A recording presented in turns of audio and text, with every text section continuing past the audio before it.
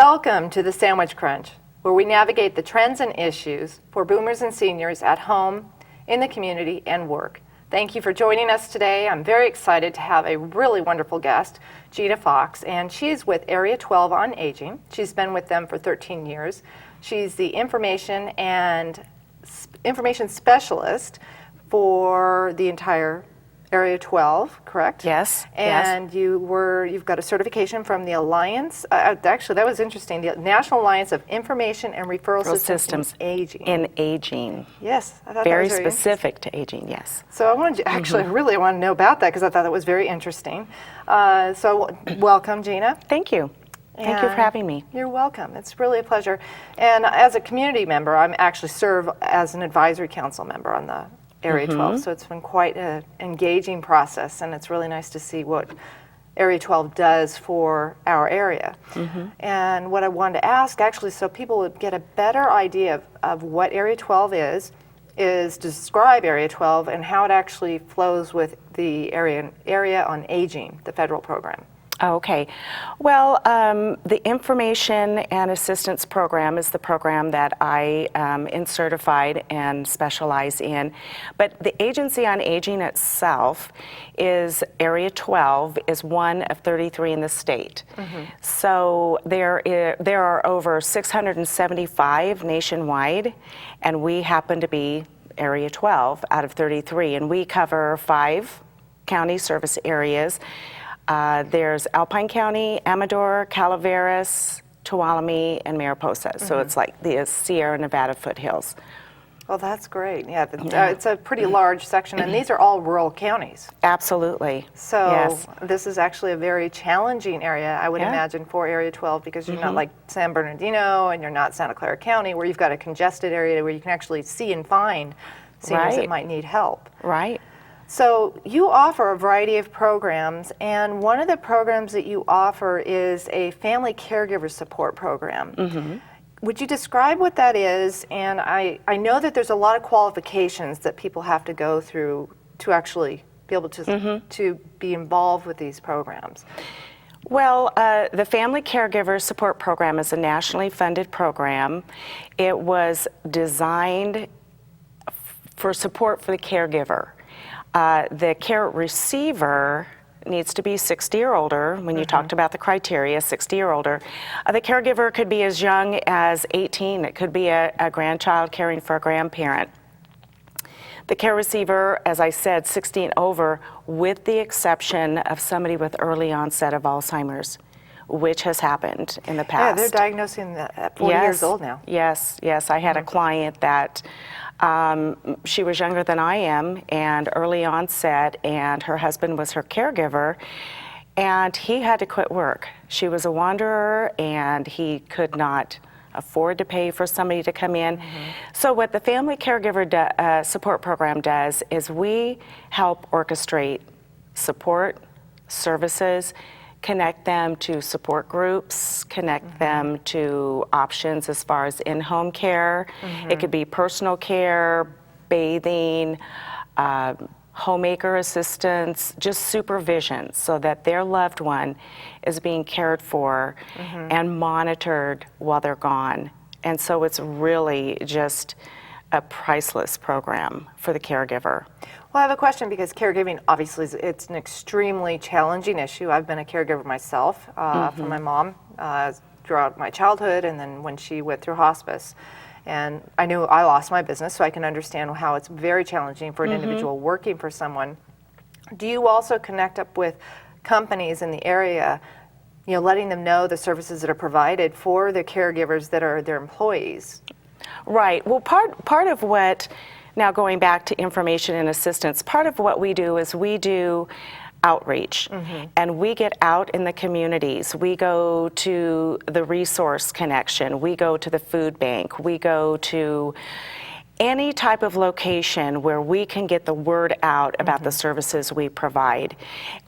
Doctors, hospitals, discharge planners, social workers. So we're getting out there in the community and getting the word out so that folks know what's available at the agency. And so that's kind of what we're doing through the Information Assistance Program, as well as then providing support for those caregivers. I'm not sure if I really answered that question. Well, you did answer it in a way, Okay. and I also know as an advisory council member, we are also responsible for helping to get that word out via our contacts and our associations within the community as well.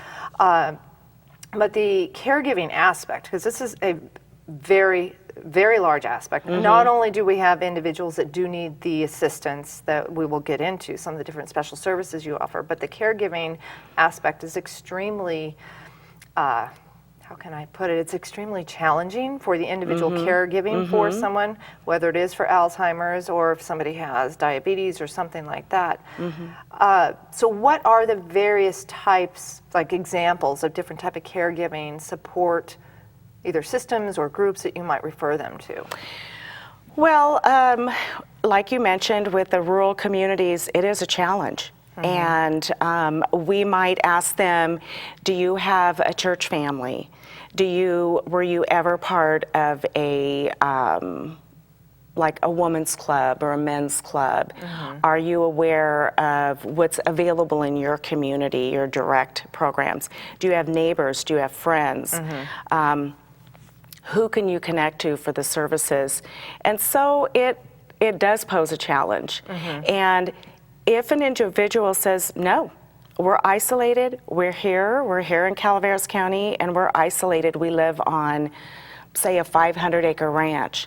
Which is common. Right, it's common. How are we going to get the services out there? How are we going to make sure if the caregiver can't get away, that there can be an agency that we can pay for through the Family Caregiver Program to go out and provide a service? But it's brief and periodic. It's not going to fit the big picture. It's not going to fit the full need. Sometimes people call and say, I don't understand about the disease that my loved one has. I don't understand the implications of Alzheimer's, or you mentioned diabetes. And we will help educate them. We'll send them informational material if they need adaptive equipment, because their loved one no longer can do bathing by themselves safely. We'll have grab bars installed. So we're going to look and see what's in the community first, what is available in the community. Then we'll spend the amount of funding that we have available for each caregiver based on their specific need. Okay, so the funding it's federal, state, and county, is that correct? The Family Caregiver Support Program is federal funding. Federal funding only, okay. That program specific, yes. All right, now you talked about some of the services that you offer, and I thought this was really engaging when I met you at the office and we were talking about some of the things that you offer, these home services for individuals that are in need of care, that either geographically not close to a caregiver and need someone to come help them with their home on different repairs and different types of chores. I thought that was very interesting, so I thought you could share a little bit more about that. Well, with the program, now you mentioned chores. The agencies that we contract with will go in and provide homemaker, personal care, and supervision. In Calaveras County, we have to send somebody from a different county to come over and maybe do some chore work. Sometimes we don't have the funding for that, and we're not able to do that. So then we have to reach out and see what organizations are available, be it Habitat for Humanity, A Brush with Kindness. Are they able to do what the client's needs are? How soon could they get out there? I connect with social clubs, you know, like men's social clubs, like to say CSRS, yeah, okay. Exactly, or Kiwanis clubs, and see, is this something that your club members can volunteer and go out and provide for this elderly woman who's caring for her elderly husband that is homebound, and she can't possibly pay for it. She's low income, she can't pay for the service. We have to find somebody that can get out there and do that for them. Right, and the low income it's low income. I mean, you're Right. talking less than $13,000, isn't that correct? Yeah, Per individual? Yeah, low income is probably around $1,000 a month income and no liquid assets. Yeah, so you have So nothing. they are very, very limited, and we have to get as creative as we can. So do you have a lot of businesses stepping up and saying, you know, gosh, I know I lost my mom, and you guys were really supportive and very helpful for us. Do you have businesses stepping up and saying, you know, I can help with plumbing, or I can help with, you know, clearing the land, or I just cut down a bunch of trees in my backyard, I can give them some wood for their fire? Do you have people that step up and say, gosh, I really want to donate and help? Well, not as many as we need. Okay, well, Yes. everybody out there, we need you to step up. Yeah. That's a big thing. It's We do. absolutely, Okay. yes. We need that safety net for those seniors that are out there and isolated, and connect them. They are relying most of the time just on our agency, or they have no family, they have no friends, they have no neighbors nearby, they have no transportation. One of the ladies that I assist on the program, she no longer drives. So And that's a big issue there. Right, right. And so how does she get her meals? How does she get food into the house? So then I might refer her to Meals on Wheels through Common Ground Senior Services and link them to that service. We do have some other programs. It's called, it's a temporary program, Homemaker, Chore, and Personal Care, and I'm kind of segueing now off a family caregiver. But those programs can also provide some brief support within a fiscal year based on the funding availability. So brief meaning Brief, this is not long term. We can step in for a short period of time. It's a Band-Aid.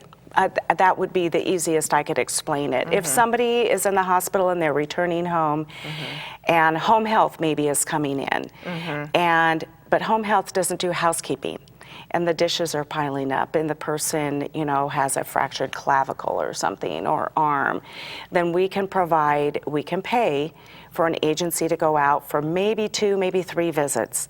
So it's just to get them out of a pinch, so to speak.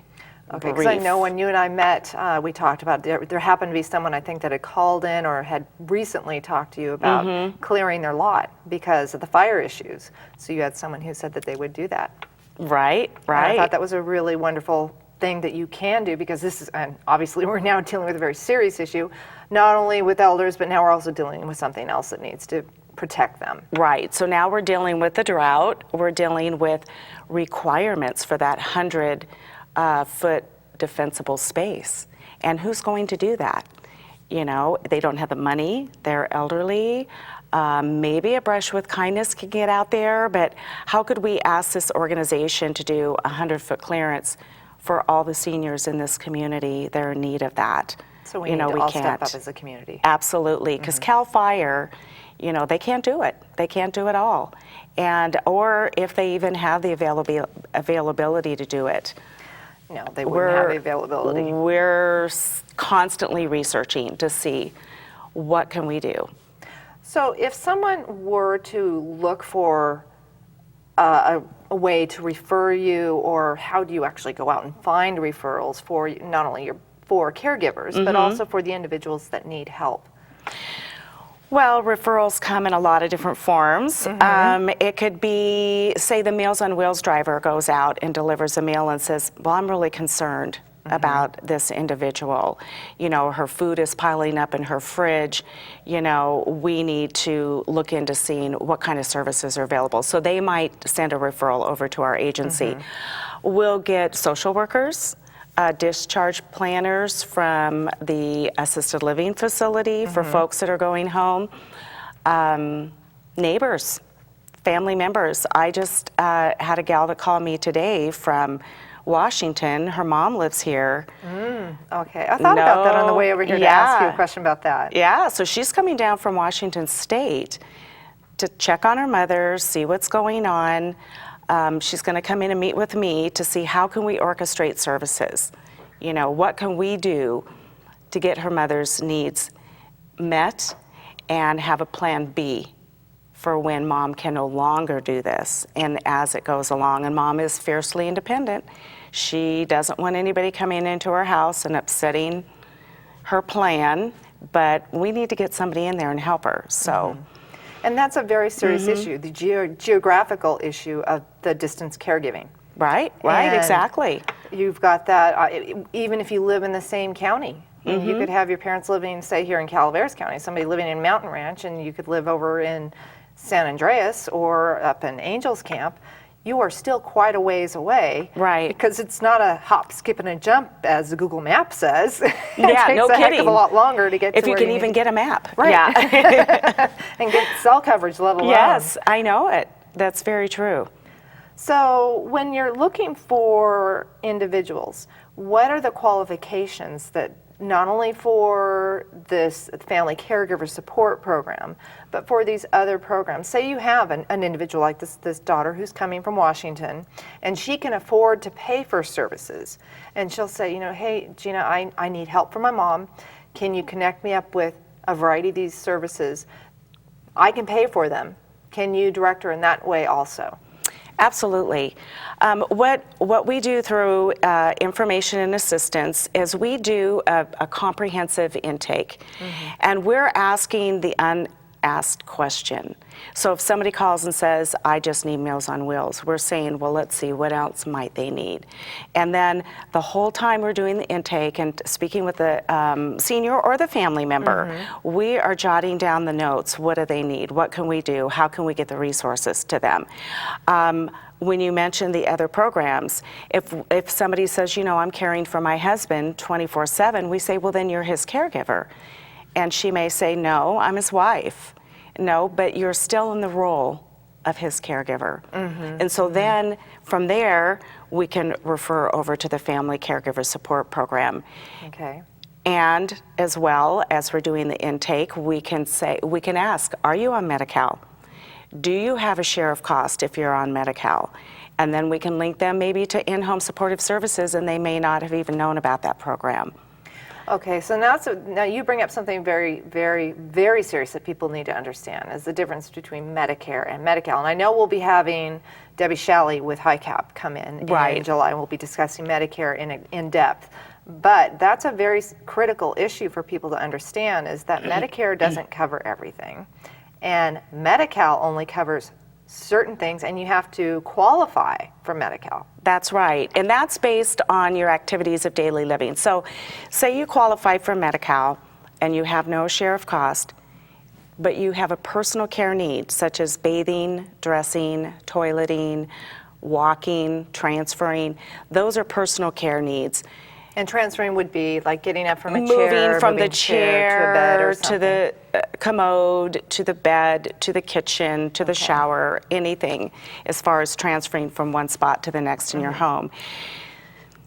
In-home supportive services then will send a social worker out to do an assessment from social services to determine how many hours they qualify for.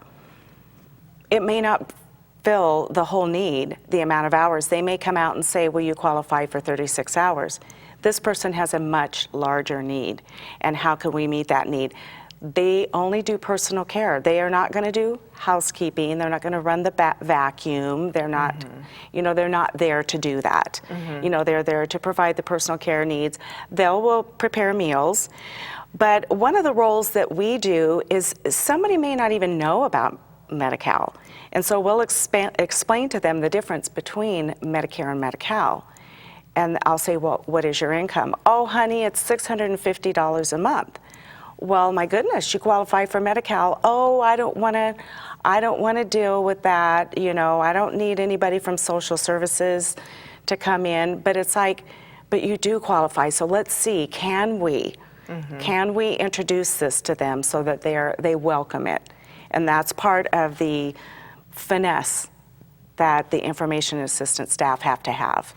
And then we'll that's a lot of finesse. Yes. And then we'll just lead them. We'll take them through the steps, keep them open, keep that call open, and lead them to the steps, link them to social services until we know that they've been linked to in-home supportive services. And that's just one example. So you have so many different services, because I walked out of there with a bag full of all kinds of brochures and everything. Actually, had somebody ask me, so I'm going to ask you this. What if you have a caregiver who says, gosh, my dad's like 85 and I love him so much, but we don't want him driving anymore. And can they call you? Absolutely. And can you help them with something like that? Because that is such a independent gift that we all have right now.